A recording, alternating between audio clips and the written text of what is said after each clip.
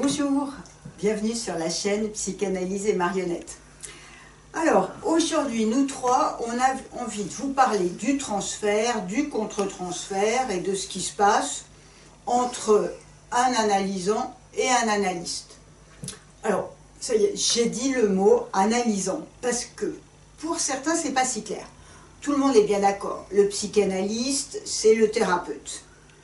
Mais le patient, en fait, nous, on fait partie des analystes qui préférons l'appeler l'analysant parce que c'est lui qui travaille.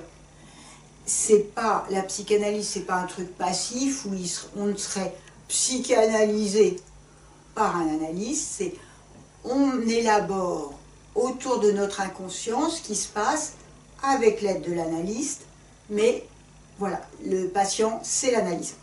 Alors, comment on va faire Zoé, Clément?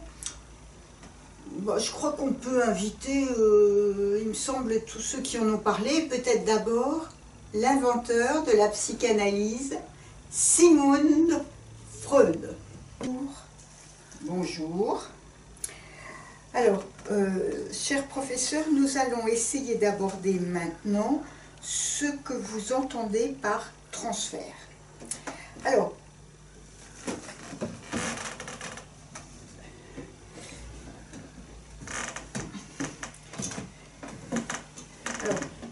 peut-être déjà,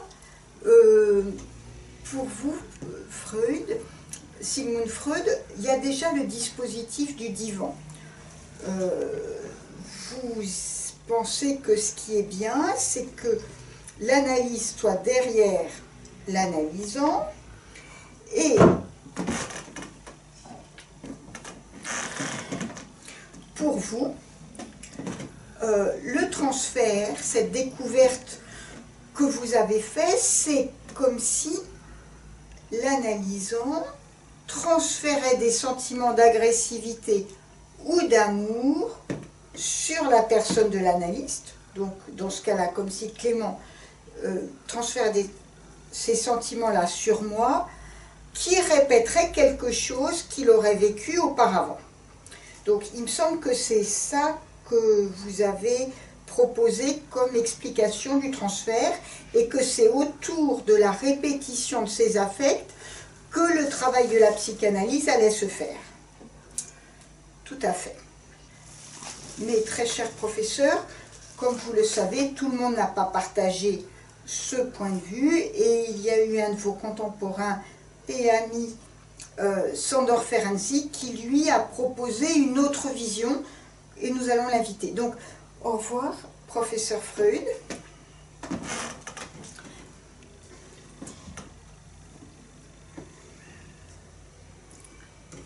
Et voilà. Eh bien, bienvenue, Sándor Ferenczi. Bonjour.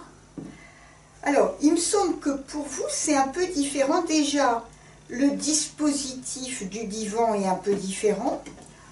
Vous acceptez d'être plus proche de votre patient, en face à face.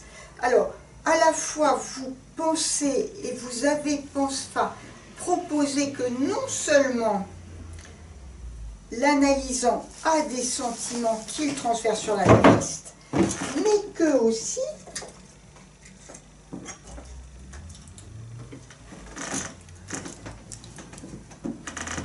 l'analyste a lui aussi des sentiments qu'il va pouvoir lui aussi transférer sur son patient, d'agressivité, d'amour, et que c'est cette circulation-là de sentiments qui va être l'objet du travail.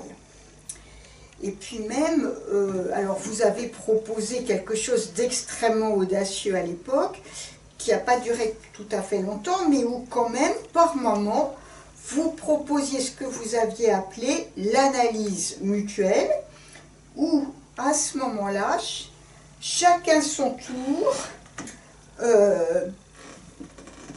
était l'analysant et l'analyste. Vous vous souvenez, cher Sándor Ferenczi, ça n'a pas duré longtemps parce que c'était très compliqué. de s'occuper, de se livrer, tout ça. Donc en fait, oui, vous aviez assez rapidement repris donc le dispositif classique où le patient est sur le divan et l'analyste est à côté, mais en prenant en compte les sentiments des uns et des autres. Et puis, d'autres psychanalystes donc, ont développé le transfert, Harold Searle, tout ça. On en parlera une autre fois.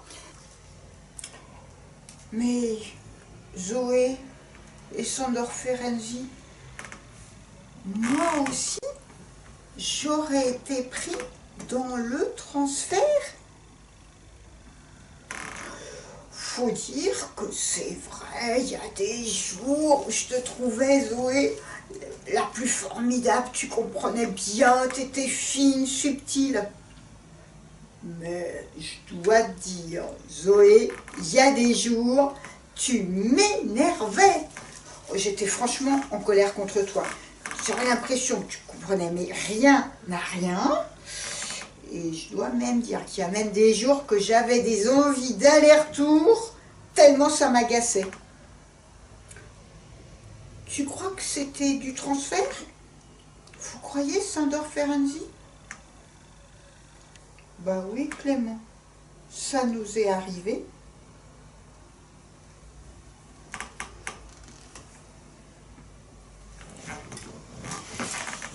Bah oui, ça leur est arrivé.